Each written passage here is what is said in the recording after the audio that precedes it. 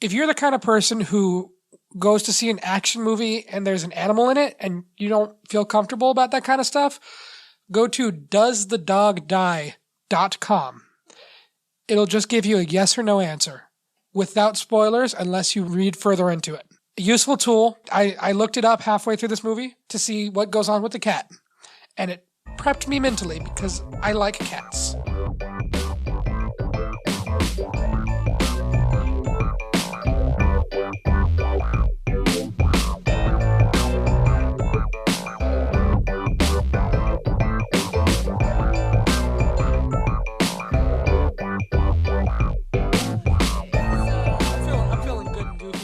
Feeling ready to go now. Okay. All right. This week for Let's Watch Something, we saw the Boondock Saints. We sure did. As recommended by Wibbles, my dear friend. And I've had this movie recommended to me by a couple of close friends and my cousin. I'd be surprised if he listens to it. But PJ, if you're out there, I finally watched the Boondock Saints. He's talked about it before. Mm-hmm.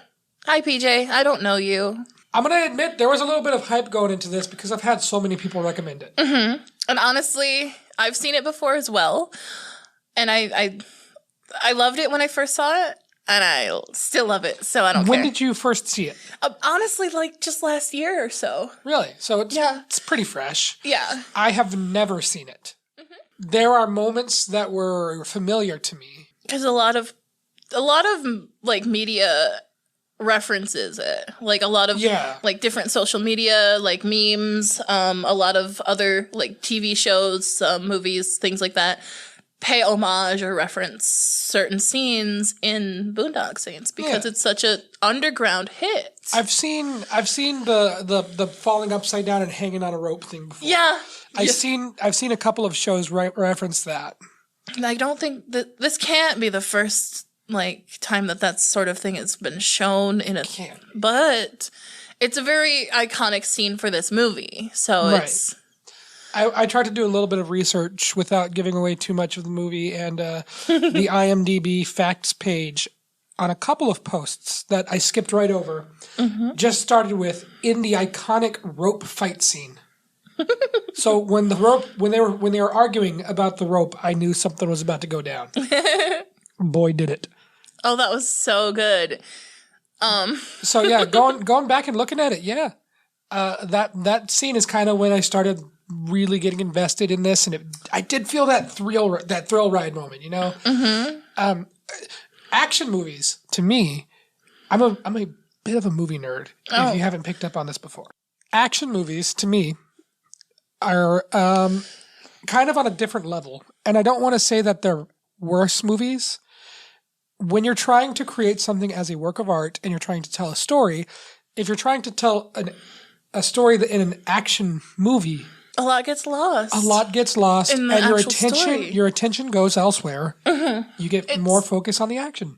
With a movie like The Godfather, which I kind of was thinking about this whole time. I've never seen it either. But I was thinking about it because this was a mob story. This was a mafia story. A bit. Kind of, on and off. It really was. When you get down to it. But that's we'll get into more detail for that. Mm-hmm. Something like The Godfather or Goodfellas tells a compelling story. Black Mass with Johnny Depp, that was a really good one. I actually saw that one. I've never seen that one. Mafia movies and mobster movies tend to have a less action and a more dramatic tone to them. Yeah. This movie kind of takes the best of both of those. Mm-hmm. It's a crime thriller, mob movie, cop movie, buddy comedy mashed into one. And it's so good. It's so good. And it does suffer from some of the issues that action movies get where plot and character development takes a back seat. A little bit. Not too much, though. And especially given this was in the 1990s, like right on the cusp of things like The Matrix coming out. Mm-hmm. Some real big blockbuster hits. Mm-hmm. I feel like there could have been more in the action as well. Mm. But I think that they really struck a good balance for what they were going for, considering the movie didn't have that big of a budget after all. I was telling Jack this before we watched it, that what I had researched was the writer and director, Troy Duffy. He was a bartender who wrote the screenplay for the movie. and was shopping it around trying to get it picked up. And it got picked up by a studio exec who loved it, attached him to be the director, and then as soon as the deal was signed, just fucked it up and cut the budget of the movie in half. Shafted him. Shafted by Harvey Weinstein before it was cool. Never was cool. It was never cool. It was never cool. Before it became known to everybody that he was shafting around everywhere. Oh, look back at Oscar speeches. It is obvious. It is horribly obvious. Oof. There are compilations of like how women talk about Harvey Weinstein at the Oscars that makes it so obvious. Obvious. I never watched the Oscars like ever in my life. I've only seen it like twice. It is boring. Yeah, that's kind of why I never decided. I have the ADHD. Yeah. So the structure of the movie I was fine with. There were some cinematography issues. You know me, I'm a little photosensitive to flashing lights. And some of the spinning camera, there's a lot of spinning camera moments. I like those, made me a little dizzy. I like them in moderation for creating unease. Well, that because you're sensitive to it, it creates an unease for you specifically, no matter what.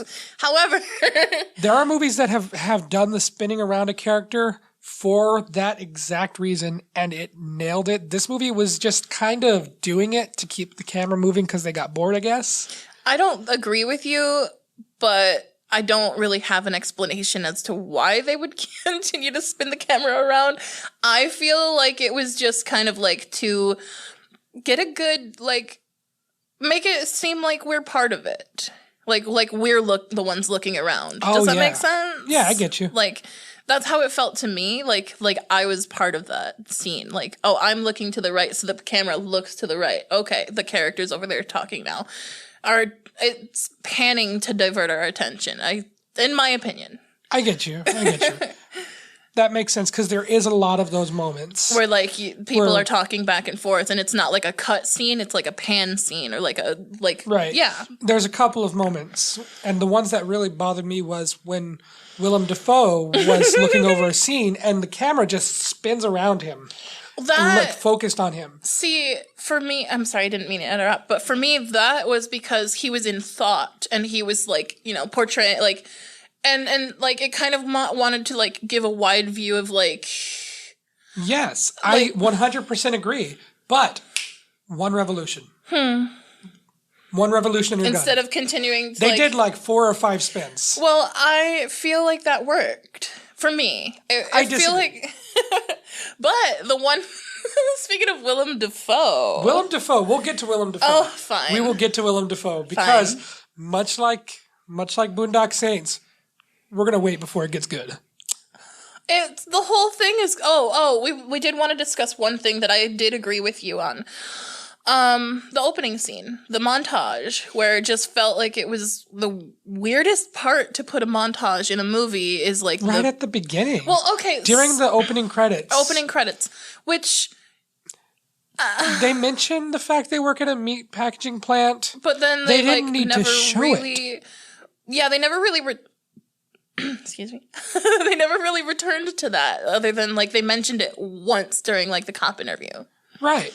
Which is why I believe they could have cut a lot of that, because you don't need... I know that film is a show don't tell medium, but sometimes you can tell and not show and save yourself effort and save yourself booking locations for filming and extras. I think they wanted to just kind of like set up these characters as like just working class dudes, not really anything special, just like, not anything more than just, hey, these are two, Irish working class dudes who live a pretty basic, normal, everyday life. Here's some bits and pieces of what they do on the daily. Oh, I'm gonna hit my brother with some meat. Do. It was weird. I feel like that they were setting the pace for like almost like a comedy. What makes it worse though is this was right after that opening sequence in the church. Oh, the church was a good set scene. Such an amazing tone. Its use of sound nerd here. The sound of being inside of a church with the way that people's voices reverberate and you get that kind of a bassy echo. I love that. They captured it really well, and you knew something was about to go down, but you didn't know what yet. And it got me hyped for the rest of the movie. And then we got a goofy montage. Exactly. Opening, which was kind of like a silly play back and forth between like... So that's before the montage. Immediately after the montage is the bar scene with fuck ass. Fuck ass. I love him. I love that man. He's so precious to my heart. Now he is, his character had Tourette's, and that was obvious. And while I was saying tell, don't show, sometimes it's better just to put information out there rather than ham-fistedly showing it. Something like a character with Tourette's, you don't need to have people react to it and then say, oh, he has Tourette's. I thought they handled it really well because it is a thing that people live with, and it is a thing that is hard to describe. Because Tourette's has all sorts of different symptoms. So, like, some people will have, like, the twitches and, like, the little ticks and the sounds and hand twitches, movements, things like that. And then others will just scream obscenities. Right. He's so cute. I love that little old man. The bar gets roughed up by Russian mobsters. They just come in wanting to close that shit down for some reason. I'm a little upset that these characters die off so quickly because I liked that Russian guy. Why? He was really useless. He was useless to the plot. He was kind of attractive. I liked his accent, and I love that you die now kind of attitude. That's like the fucking stereotypical like Russian dude who comes in, I kill you now. You'll die now. I kill you now. Like oh, you close now. Like, okay, I'm gonna sure as fuck close this goddamn bar. Cool. While moments ago, I was saying action films suffer from not having the ability to tell an amazing story all of the time. Mm-hmm. They can also lean on stereotypes a lot. Too much. For movies like this where you're just wasting dudes, sometimes it's fine just to have a stereotypical throwaway character. But you wanted more of him. I did. Why? Because we got more of Ron Jeremy. Oh no. Accurate. That Ron Jeremy should have like been the first off to go. They should have switched characters. They should have. Now I'm not hating on Ron Jeremy. I do. I'm just saying. I'm just saying that somebody with the star power and recognizability of Ron Jeremy, he doesn't need to be a crucial character to the plot like he was. He really wasn't too much. He helped get it started. Yeah, his character was instrumental to the escalation of the plot. True. For the first 10 minutes or so. And then he kind of took a backseat. And then he died. But I liked the Russian character a lot.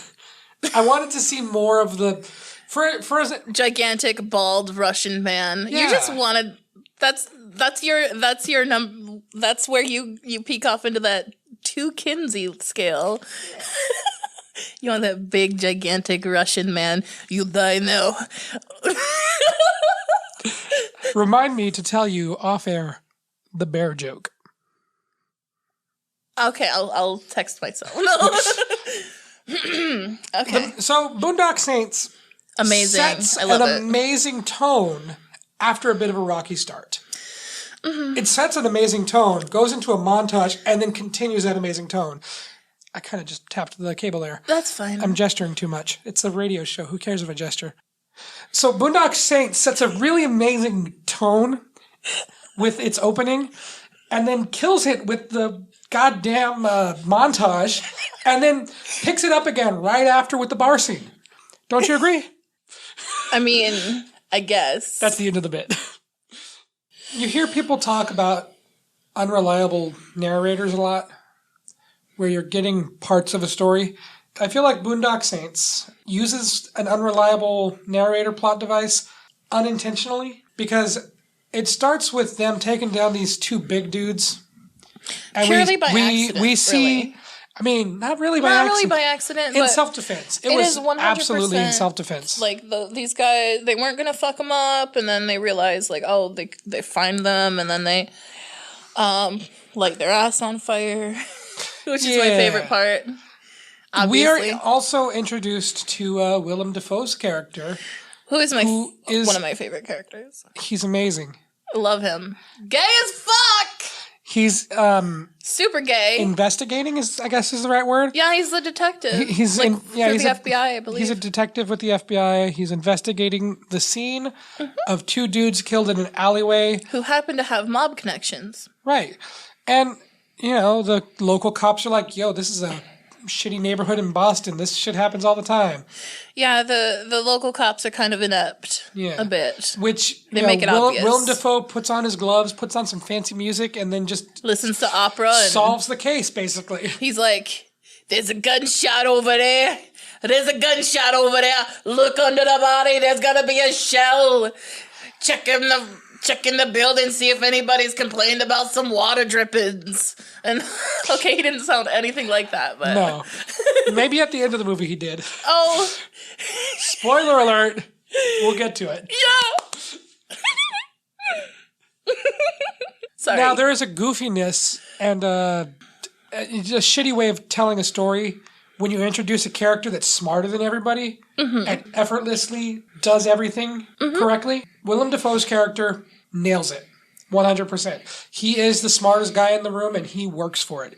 He's not just looking at it and putting together everything. He is walking through everything. He's inspecting. He's doing his job properly. Yeah. He is not just that really badly written smart character who just knows walks all the in answers and knows exactly what's going on just by seeing. He puts the effort into it, and definitely it's obvious that he's knows his job. Right. And then from that moment, the movie is really about Willem Dafoe's character and Rocco. Is it? Do you really think after Rocco? I'm jumping ahead a little bit more. Our two brothers, the Saints, the Saints of the Boondock Saints, the two brothers, but amongst themselves agree that this is a thing that they could do. They could take out bad people. Yeah, and they turn themselves in, and it gets just swept away as self-defense, and so then they hit up the mob or whatever and get a bunch of guns and rope. They have a huge fight about rope. It's so funny. These brothers, for sure, have those sibling arguments. It's the cutest thing. I love really them. Is. I absolutely love their those characters, those actors who played those characters have this the brotherly banter back and forth. Like, the sibling banter is perfect. Like, my brother and I would have done the same stuff, like, just bullshitting back and forth, like, well, you wanted it, dumbass. Absolutely. So and there's the scene where they're in an air vent shaft, and they're, like, scooching around each other. Yeah, and the whole time they're arguing the whole time. It's and then absolutely they perfect. Bop each other on the head and stuff. Like, no, boom. It's perfect. It's so siblingly, like, it's very familial. Yes. Familial. Familial. Flannery? Sean Patrick Flannery. That's his name. That's his name.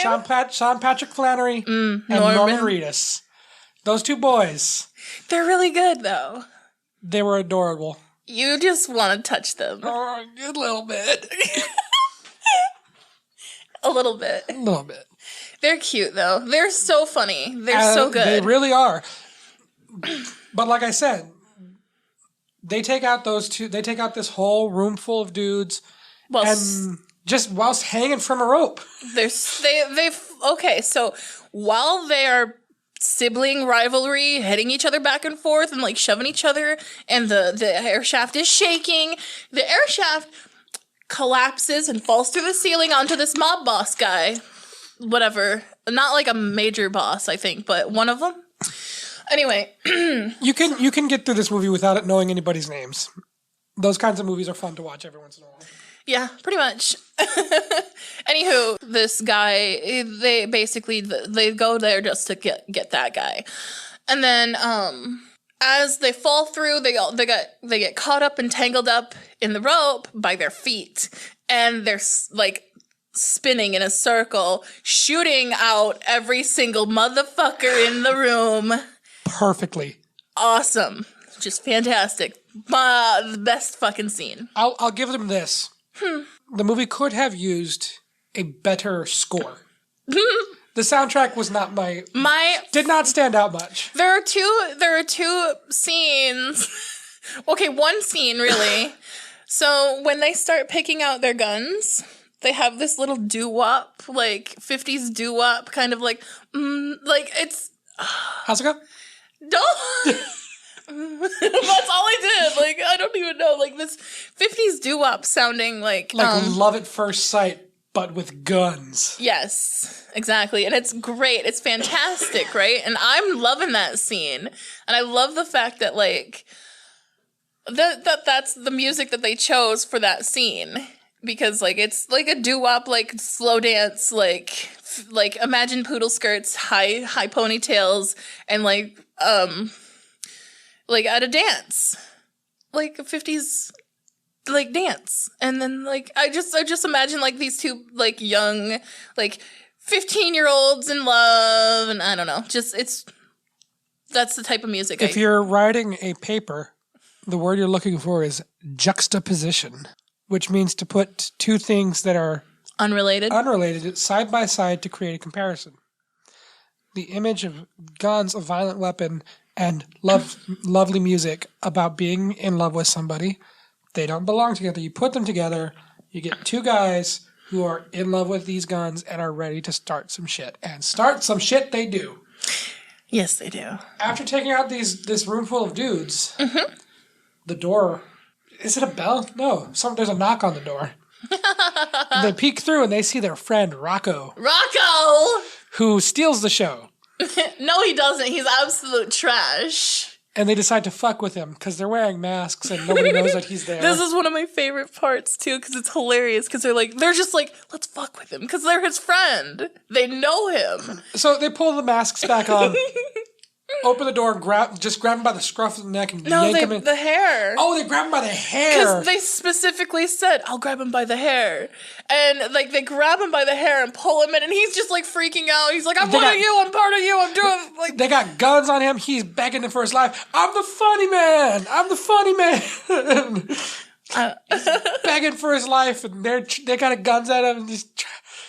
But then they notice that he was sent to take out these dudes. There were only supposed to be two in the room. Right. He was sent with a 6-piece, a revolver with 6 bullets to take out what was supposed to be 2 people, but there was 9. A room full of people. So they realize that he was actually going in there basically to be set up, to be shot the fuck out. Right. Or so they believe. Oh, they fucking straight up knew what was going on. Yeah.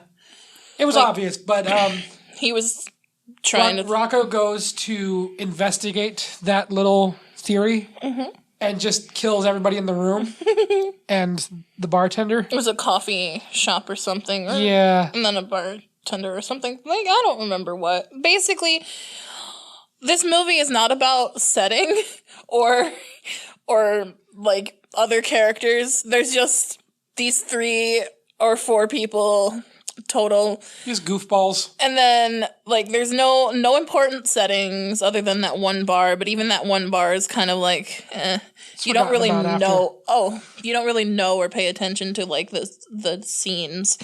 It's mainly just the dialogue and the characters that are really like the most important part. There's a whole scene of them sitting around at a table just full of adrenaline after taking out a bunch of dudes. And they're goofing around and they shoot the cat. It's done for comedic effect, but it's very, very bloody. Yeah, it looks like it just like exploded onto the wall. Yeah, it didn't show too much gruesomeness. It was blood, but it wasn't. It was bloody, but it wasn't very graphic. There was no detail to it. I'm the kind of person that can deal with very detailed, gruesome effects, but not with animals. Yeah, not with animals at all. Watching A Dog's Purpose is like broke my heart. Let's not get into that. Let's not get into that. I cried the entire movie. Me too. Like, every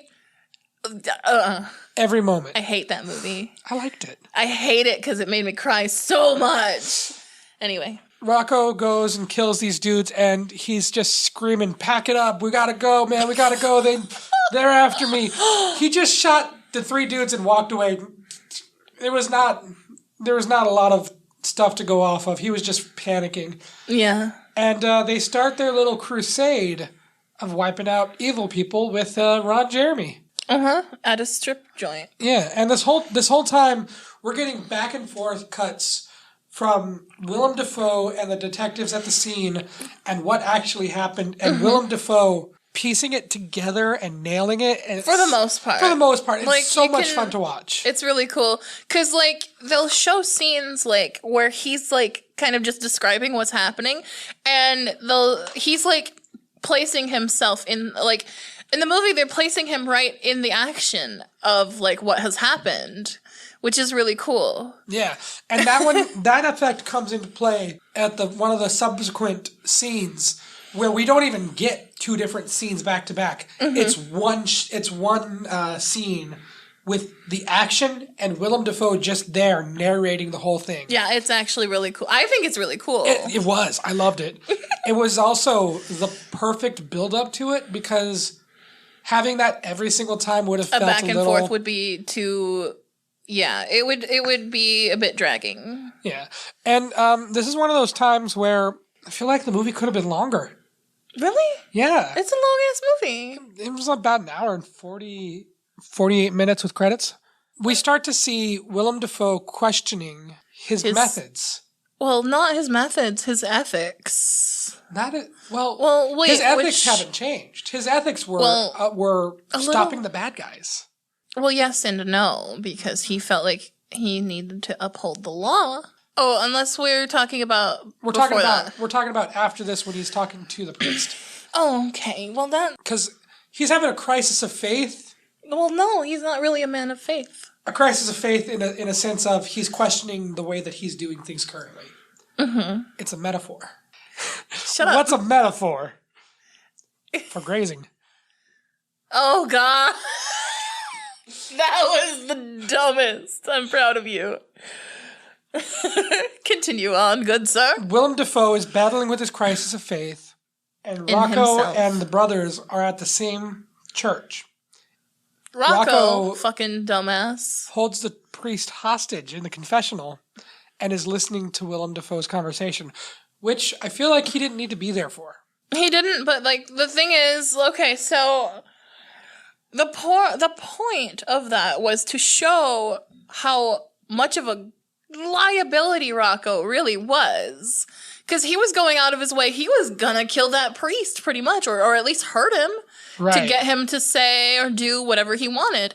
Whereas, like, the brothers would never have done such a thing. Right. So that's where it showed me that Rocco's this. He's not. He didn't need to be a part of it. He was the contact. He knew where to find everybody all the time.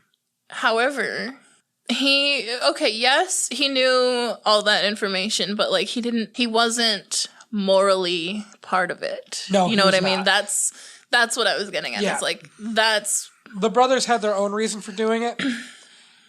And Willem Defoe, the scene in the confessional was great. Oh, yeah. However, they immediately go from that to Willem Defoe working with the brothers. I feel like we just jumped right to it. Well, and obviously that scene was showing that he was struggling with his own, like, feelings of, like, I'm here to uphold the law. They're doing things that are against the law, but they are hurting, or they're taking out these bad people that could just slip through the cracks and get out of and go back to doing exactly what they were doing. The wheels of justice turn slowly. That whole argument. And this is not the podcast for that. We could always start a podcast for more serious discussions. What were we talking about again? Oh yeah, they're going in to take down the big guy. The big guy has it out for Rocco personally. because he doesn't realize that these other two are part of it. He thinks that Rocco, which is fucking hilarious because Rocco is absolutely inept in pretty much every way. He's loses fingers. Goofball. He loses fingers. Yeah, he loses a couple of fingers, and that's how they get caught.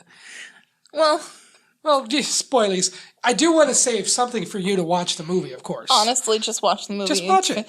It's been around for a good 20 years now. Oh my God, it has. So... Came out in 1999, which was 21 years ago. I was 17. I was 7. So we don't even get to see the brothers and Rocco busting into the house at the end of the movie. It just jumps to them being tied up. No, wait, what? Because he's on the phone and they mention that all of the shooters are going to be there at once. Mm-hmm. And the brothers think that it's just going to be him by himself. Mm-hmm. And then it cuts to them being tied up. So he's talking to them. Okay, so I've queued it up just to prove it here. Willem Defoe is talking to the blind guy that works with the mob. Another thing that we didn't mention because there's so much happening in this movie. There's a lot going on. And he's warned him that all the shooters are there. We get this. We got him tied up in the basement. Oh. This is a moment where I felt like we could have had a little more action. We could have had a little bit more of a lead into. And it seems like something that they cut for time. Probably, actually. Because I don't know. Now, these are dudes that we've seen take on many people. Multiple times. Multiple times throughout the movie. And now they're suddenly tied up. I want to see them get their asses beat a little bit, you know? Or how the fuck they managed to capture these guys with the ineptitude of these mobsters. Right. They're bumbling fucking idiots. Right. Wait, how did we forget about Il Duce? Il Duce. The main bad dude asks for some assistance. And he calls upon a legend in the mob. Someone who is like alluded to have been a myth. Mm-hmm. They call him the ghost. He is Il Duce. He is in prison serving a life sentence. 25 to life. He gets out on parole because of the mob's connections. Mm-hmm. And he's this dude with just a great big bushy beard. My favorite trench coat, 6 guns. He looks like a sea captain. And he just has a fucking shootout with these guys. So Willem Dafoe's character straight up thinks that there's like 6 people, but it's just like him with 6 guns. And one dude, the idiot cop says... Greenlee says, do you think it was just one guy with 6 guns? Which is a stupid idea. It's a stupid thought for sure. No, straight up like... That's exactly what it was. That's exactly what it was. And that was like the only time that bumbling idiot officer was right about anything. Right. Oh God, I love this shit. But so again, we have our boys tied up in the basement. Yeah, we do. We've got a gaggle of mobsters mobbing it up. They think that they're all done. Doing criminal activity when suddenly there's a knock on the door. Joey Bevo's to me. God damn it, I can't even handle that shit.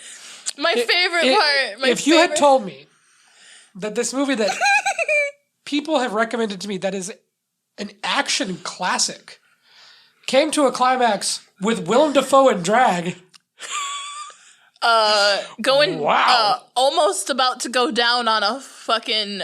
He's basically just nothing. This guy is like barely even strong arms as far as like Russian mobs go. Like this guy is just barely there.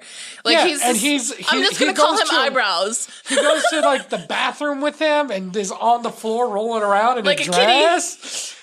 Kitty. And then his wig comes off. Shoots him right in the fucking chin. His wig comes off and he's like, "What the fuck?" And then he's just like, boom. Now this is the point where James Bond in the rescue mission strips off his disguise and puts on his usual But no, Willem Defoe continues strutting around in a dress. Hell yeah, but that's fantastic. In an unfortunately short-lived sequence, because he gets taken out by Il Duce. And Il Duce shows up in the basement, and the brothers are about to take out the last of the mob bosses, and they're saying their family prayer. And Il Duce, who has not said a word, finishes the prayer that was taught to the boys by their father. Daddy's home. He can be my daddy, honestly. Like, that's Bill Connolly. Oh my goodness.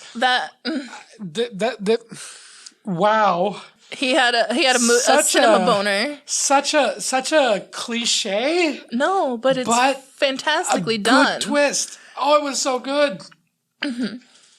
Oh, it was so good. And gets me excited for a sequel. The sequel. Which took 10 years to come out. So did I. Actually, no, I've been out since I was born. Now, we're gonna watch the sequel right the fuck now and do a quickie on that, but I'm gonna save that one. I'm not gonna do that one next week. Next week I still want to do Hedwig and the Angry Inch, get your request out of the way. Oh yes. We're gonna do the sequel. I'm gonna hold off on uploading that for a couple of weeks, but you will be hearing that eventually. And next week we're gonna do Hedwig and the Angry Inch. But first, what do you rate this one? What would you give this? This movie? Yeah, Boondock Saints. I love this movie. So overall, great.